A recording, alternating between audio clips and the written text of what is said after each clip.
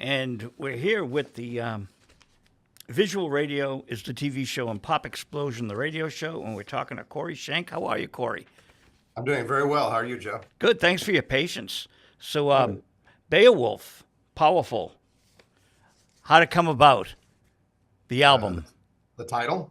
No, the album itself, all the Album. songs. Yeah. So the band had gone on leave for 17 or 18 years. Then in 2021, we got back together and we were working on the old music to play shows.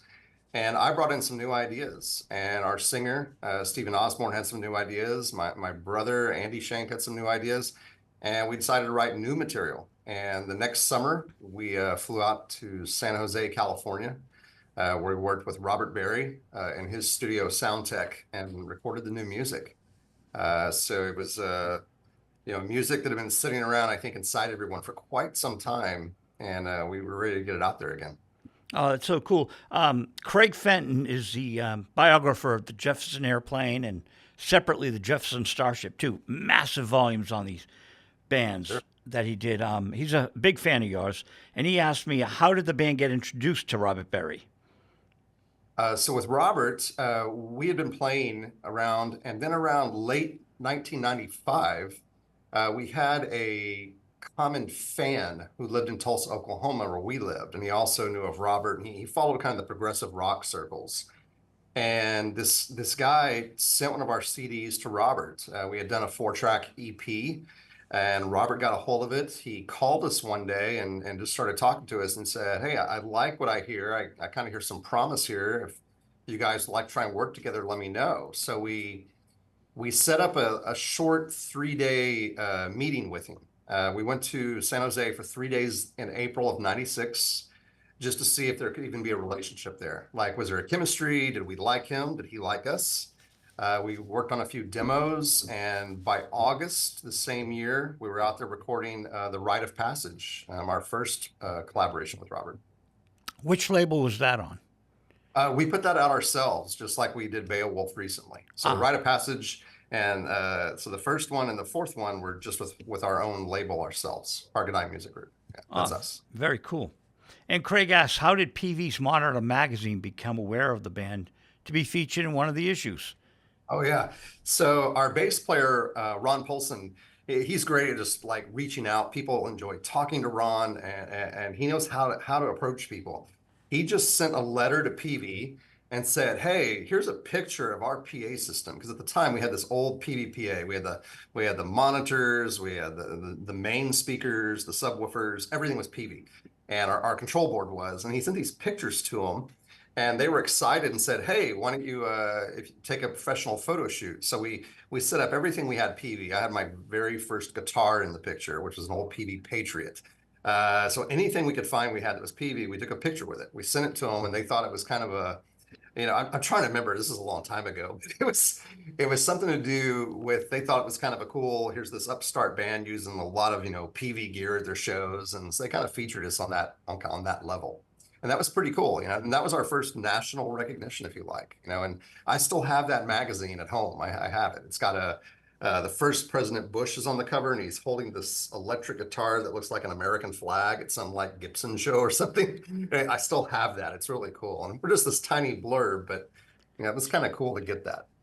I mean, I had PV speakers before, but I didn't know they made guitars. Yeah, yeah. My very first guitar I bought with lawnmower money, mowing lawns. And my dad drove me to this store in Tulsa, and I bought a black, it was a solid black with a maple neck PV Patriot. I think some country artists at the time were using PVs and stuff, and that was my very first guitar. I still have it. I still have that guitar. That is so cool. Um, was the choice of musical direction difficult since in 1989, the greatness of U.S. progressive rock radio, and Craig is a big progressive fan, was gone and the limited chance of airplay anywhere? So was it difficult to choose a genre? Well, we didn't really choose a genre to be this. I mean, I hope it doesn't sound odd, but we wrote what we wanted to write. And a lot of us were influenced. I mean, one guy was into heavy metal. I love bands like Yes and King Crimson and Asia and ELP. My brother was into Genesis. Another guy liked Rush, but he also liked ZZ Top and Texas rock. The lead singer was into singer-songwriter music. And we just came together and we just wanted to write what we wanted to write. And we talked about that, because in '89, there was a definite shift in music, through there and the rest of the '90s. But, we didn't want to just like play what the thing was at the time because it wasn't us. It would have been kind of a dishonest approach, I think. I Yeah, think I would have had trouble writing that way, just trying to sound like someone where, we just write what comes out of us and we follow the music where it wants to go. I knew that. I was just asking the question. Okay. Let me ramble on. No, I mean, we have fun with our show. It's the subtitle is digression. We usually go into rabbit holes all the time. So, what was the first demo you ever made? I do a thing called the demo that got the deal. Uh, our first demo, okay, gosh, I got to remember the year. That was either 90 or 91. It was a little cassette tape with about 10 or 12 songs on it. We called it Le Collage des Exoticolors, and we hand drew a cover for the cassette tape, and it was just kind of released in Oklahoma and Texas. When we play a show, or friends of ours would buy it, and a little local record shop was selling it in Tulsa called Starship, and that was our very first one. We recorded it on a Tascam 4-track Porta Studio. If you know what this is, it's a big box just with 4-track, and then you record it on a cassette tape, and we would bounce the tracks to get like, okay, put the drums and bass in track 1, put the rhythm guitar and the acoustic in track 2, and that's how we actually recorded it. We recorded a few demos after that too. I was going But to that was ask, our first yeah, one. Yeah, that was on the our first cassette. one. That's so cool. Um, did major labels or major producers react to it? Not at all. We sent it out to everyone and everybody, we got the typical, no, thank you. We're not doing this right now and whatnot from many of them. It was just a letter. You could tell it was just a form letter. So we got a ton of those, I think we still have those in the file too. We kept all that stuff. So, Well, it's usually the secretaries that are listening. oh That's yeah, that's yeah. because At the time, I didn't know this, but I figured it was the big wig with the cigar at the desk, but no, it was not, yeah, so, but yeah. Bruce Dickinson, who was at MCA, he was an old friend of mine, and I had this band from Indianapolis because I used to manage the late Jimmy Miller, the Rolling Stones producer. So we'd go to New York all the time and shop, right? So I'm shopping this band, and I really liked them, and I sent it to Bruce, and I get a form letter back, and so I see him. What was the? He was managing some band out of Canada. He signed to MCA, so I see him at a show. I slipped the cassette in his pocket. I said, "Thanks for rejecting it." He goes, "I never got it." I said, "I knew Oh that." wow. I never even saw it. But like you have to kind of, if you know them, you got to put in big letters, requested or I know this guy. It's crazy because the band Boston, they all got rejected. Boston got rejected by everyone.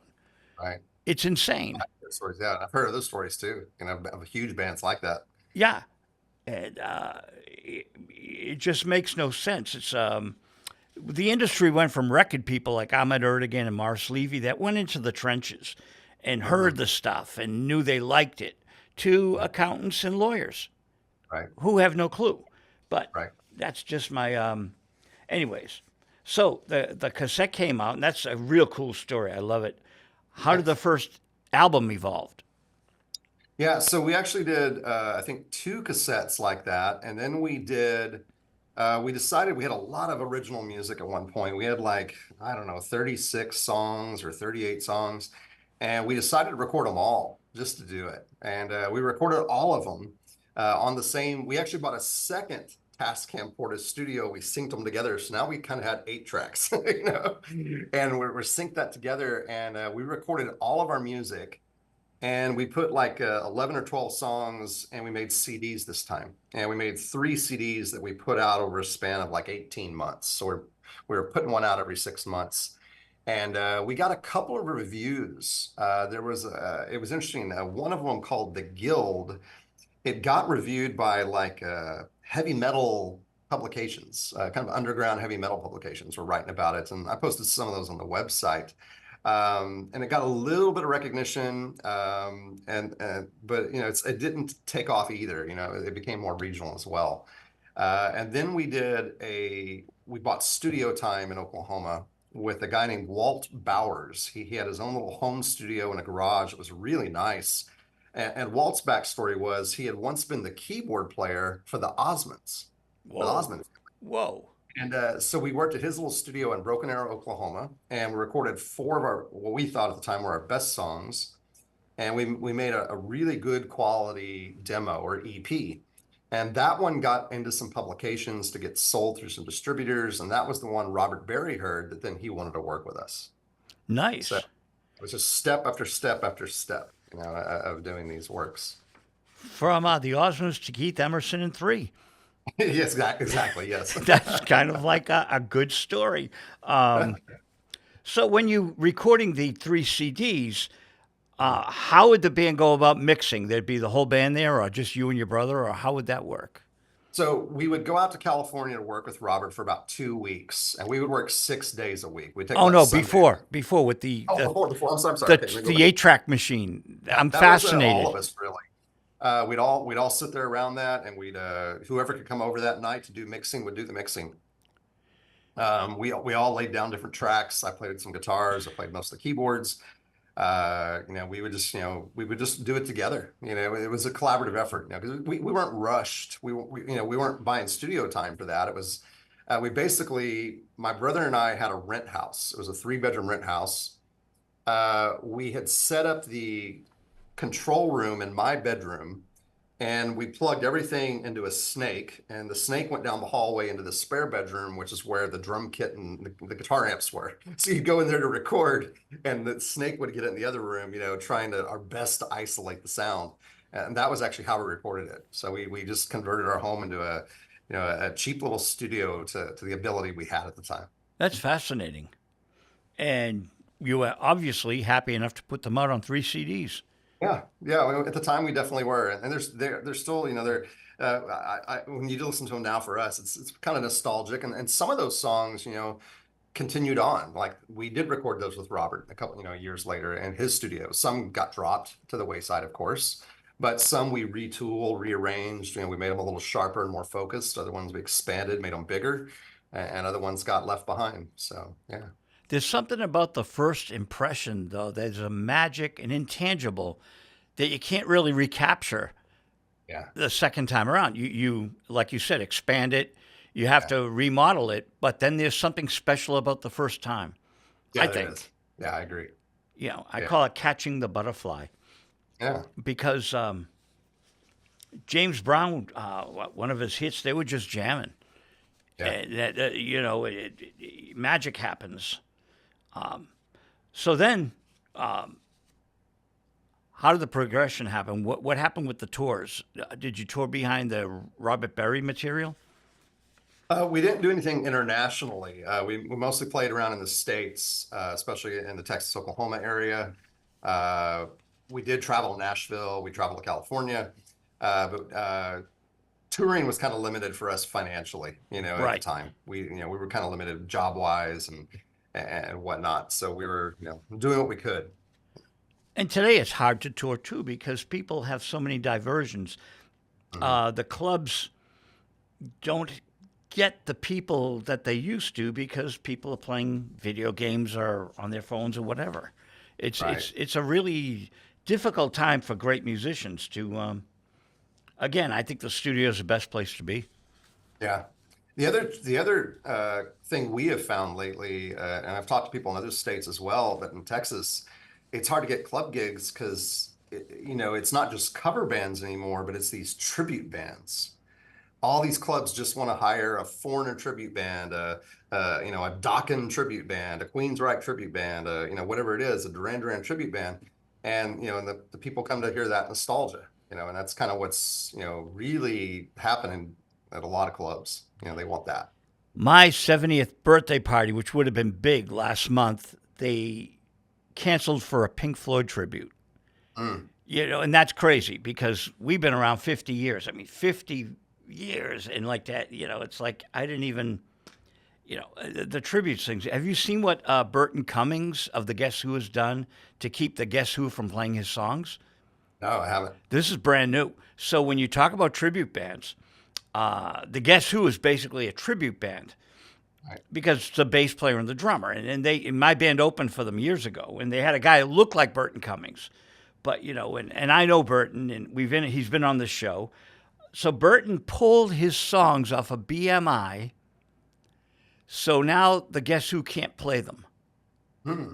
And it's a big deal because no one's ever done that before. Like, okay, the song's on the radio, so I should be able to play These Eyes. Well, you can't play These Eyes right now, or American Woman. Wow. I don't know what Lenny Kravitz is going to do, right? Right.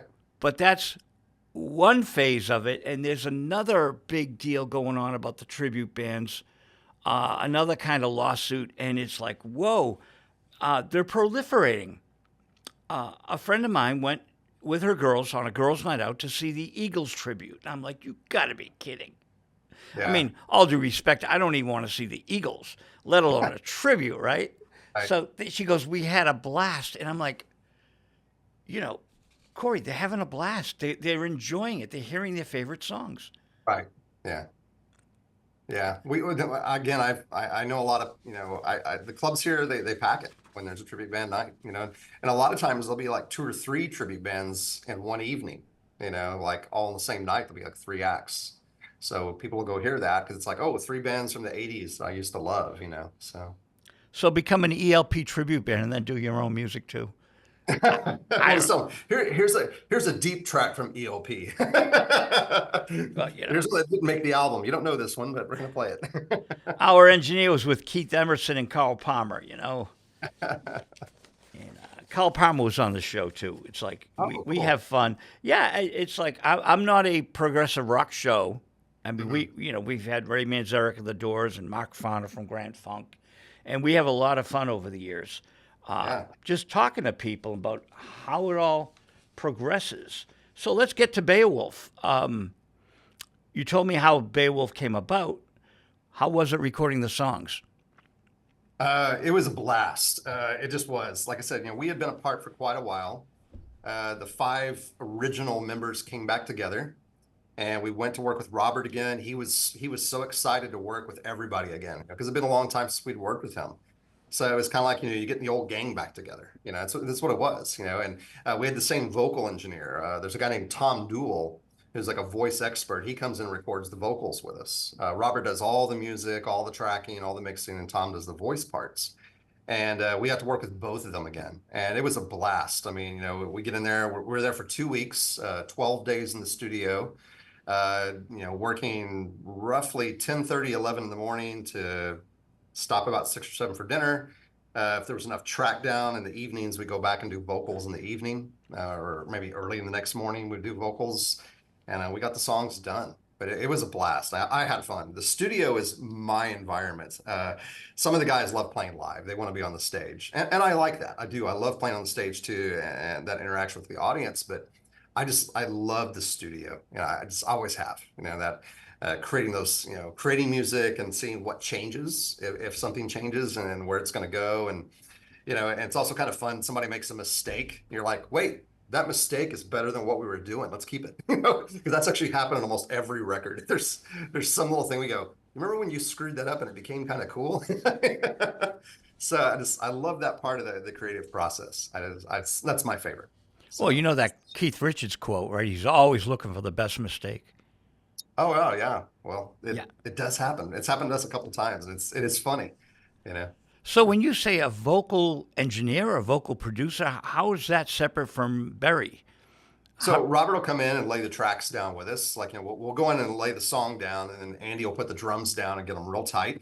And then we'll start layering like bass guitar, or keyboard, whatever the next rhythm thing would be. It could be a guitar is prominent, could be a keyboard is prominent. And then once there's enough music on the track, you don't need all the sound effects and the guitar solos yet. But as long as you have the meat of it there, then Stephen Osborne or Daryl Massengale will go back in the studio to record the voice parts. And there's a guy, like I said, his name is Tom Dool. He's kind of Robert's partner in a way. They work at the studio together. And Tom will come in with fresh ears, because Robert's been doing tracks for 8 or 9 hours that day. So Tom will come in the evening to work on the vocal parts, and he's a vocal wizard. He really is. He hears cool harmony parts and just inflections in the voice. Like, hey, Steven, I really like the way you sing that. Could you just kind of, trail off on that last note, or could you kind of whisper that part? And he'll do it, and that'll really get some great vocal performances out.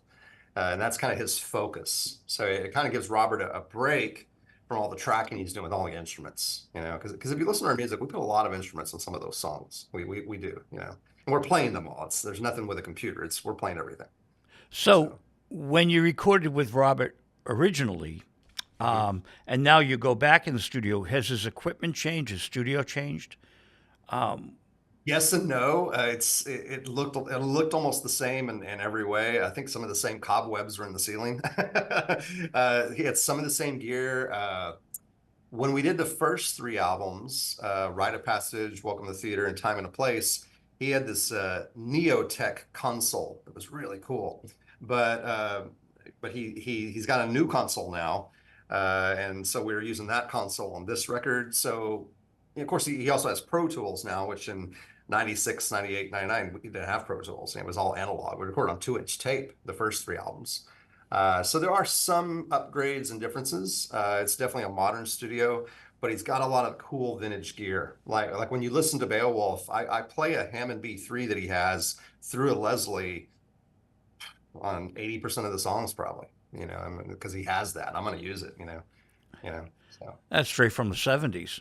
Oh yeah, I love that instrument. So yeah, I played it on most of the tracks. We had keyboard players. I would carry the B3 on my back. That's like moving a Volkswagen.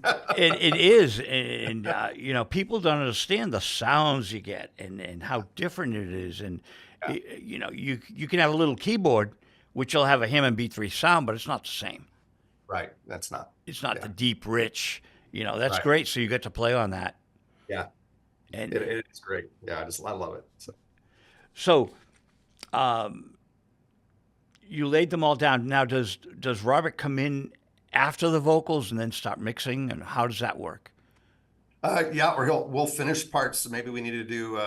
He might hear something in the vocal he wasn't sure about. Excuse me. So we might redo something. But a lot of the time, we'll do like the lead parts last, the solos.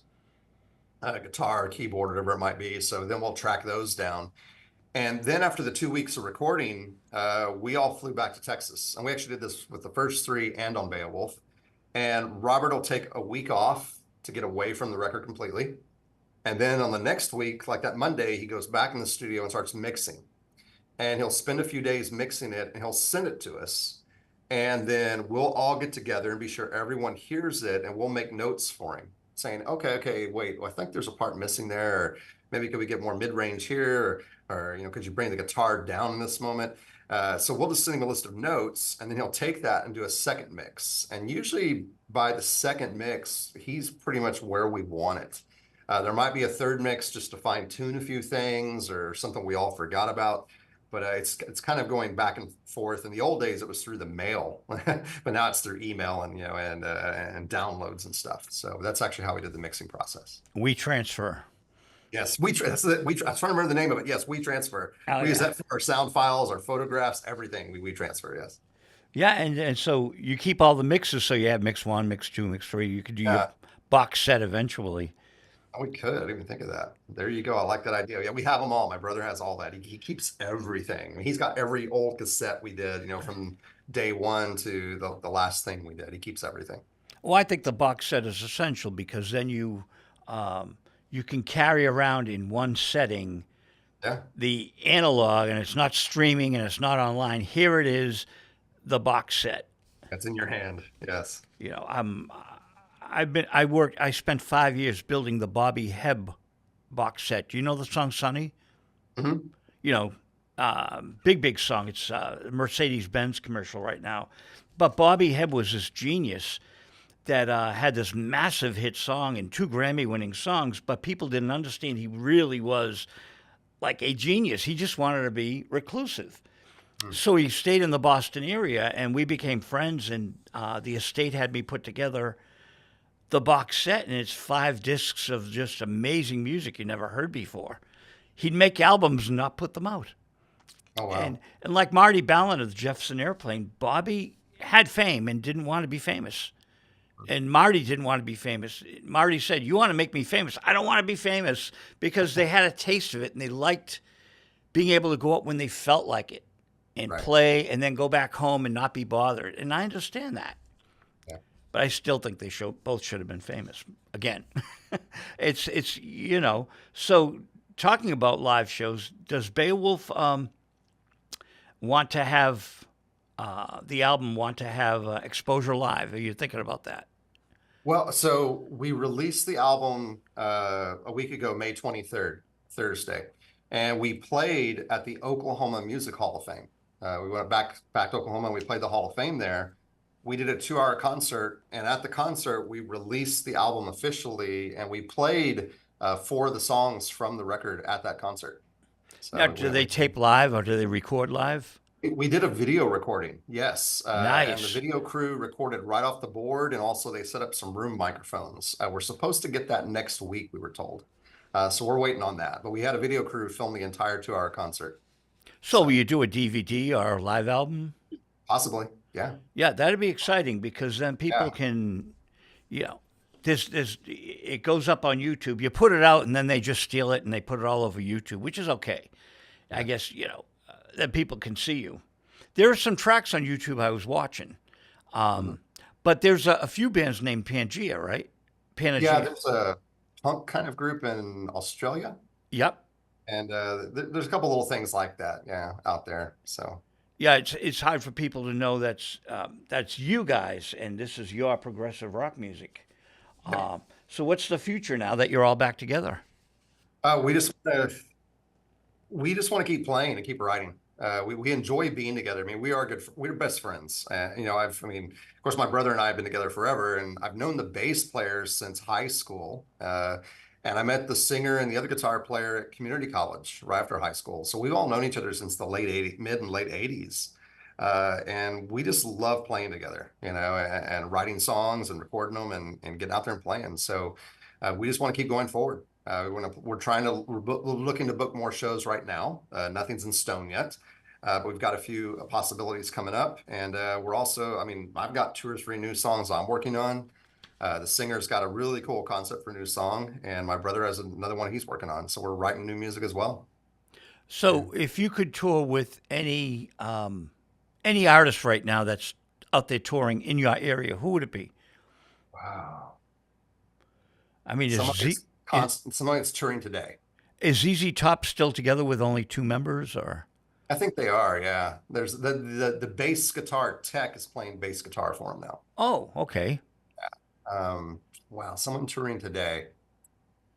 I mean, in the band, especially in the prog thing, I know one of the guys loves Pineapple Thief, so he'd probably want to open for them, or maybe a band, Porcupine Tree, maybe Dream Theater, because they draw big crowds. That would be kind of fun. So it might be maybe Dream Theater because they definitely get the crowds in that genre. They're probably one of the flagships of prog, in my opinion.